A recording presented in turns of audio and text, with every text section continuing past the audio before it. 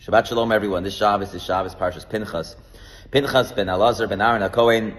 And Pinchas is someone that does something that, in a sense, stops the plague amongst the Jewish people and stops the grave sinning. But what really Pinchas does is he doesn't stand by and stay quiet and stay silent.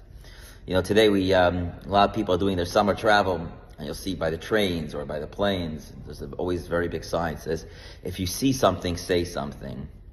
And if you see something, say something is something that has become part of our life since 9/11. And as human beings, we were able to stop terror activities the best, more than any type of force, by seeing things and protesting against it, or seeing things and say something. And what Pinchas does is exactly that. Pinchas sees a terrible act being done. The Midianite, after Bilam tries to curse the Jewish people in multiple places in last week's Torah portion, it doesn't work. Nothing that he does works. But ultimately, one thing does work, and that is he sends the Midianite women into the Jewish camps. And there is one moment where one woman with one man does something in a very public way, in a terrible way, and Pinchas doesn't stand by. He won't stand by and allow this to happen. And some people would question, what were Pinchas' motives? Who are you? At the end of the day, Moses was there, and Moses himself didn't do anything. And Moses always, before he does something, asks Hashem. And here, Pinchas takes action into his own hands and goes past the due process in order to stop at that moment what would be a grave embarrassment to Hashem and to the Jewish people. It ultimately stops the plague and stops the chaos that's among the Jewish people at that time. And it teaches something very powerful in life. And then it says Pinchas ben Elazar ben Aaron HaKohen. As Pinchas, he's the son of Elazar, the son of Aaron. Why does he have to go through all of his lineage? To people say, who are you, Pinchas, to do such a thing? Who are you, Pinchas, to stand up and speak out against and speak out what's going on and do what you did? And therefore the Torah doubles down and shows him that Pinchas, he has great lineage. He comes from Aaron HaKohen. But later on, it says even more. It says Pinchas is Eliyahu. That Pinchas is Elijah. Pinchas could be Mashiach. Why? Because he stands up and he won't let the chaos around him, he won't get consumed by the chaos around him. He's also not afraid. It just continues to walk by. A lot of times in our lives, we have opportunities, we'll see things and we'll just walk by and we don't stop and we won't say anything. And unfortunately, throughout history, all of those times have led to terrible acts. When you don't say something and you don't stop something, it goes further and further until it becomes fully accepted. And we wonder, how did we get here today? And we wonder, how far have we gone? And therefore, as a human being, as a people, we have to take the lesson of Pinchas.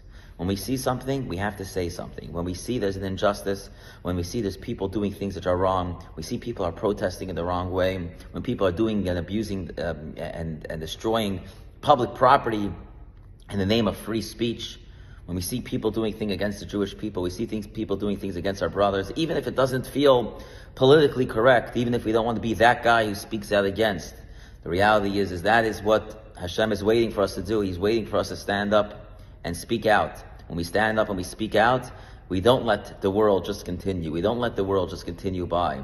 You've seen many different videos of people who were literally getting beaten up in the street, and people are just walking by.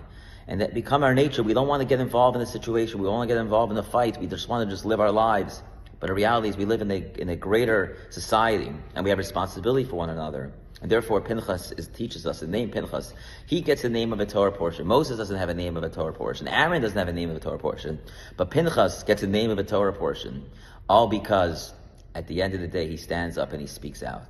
Shabbat Shalom. We have to make sure that we don't remain silent. We don't remain quiet. We speak out when we see injustice. We speak out against all anti-Semitism, about everything that happens in this world.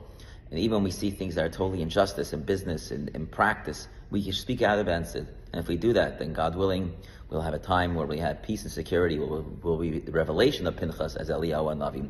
Elijah the prophet, as we begin these 3 weeks, the time which is called the Bein HaMitzarim, the between the straits. It's a time which we started from the 17th of Tammuz this week till the 9th of destruction of the Beis HaMikdash.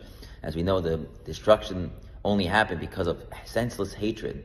But the rebuilding of the Beis HaMikdash will happen very soon with the senseless love that we have for one another. God willing, we will have the Tisha B'Av, which is known as the saddest day in the Jewish calendar, will be a full turnover to the happiest day of the Jewish calendar. and a time which will have peace and security in the land of Israel. Shabbat Shalom, everyone. We'll see you tonight, 7:30, followed by Pokey and Patron, and tomorrow morning, 10:15. Shabbat Shalom.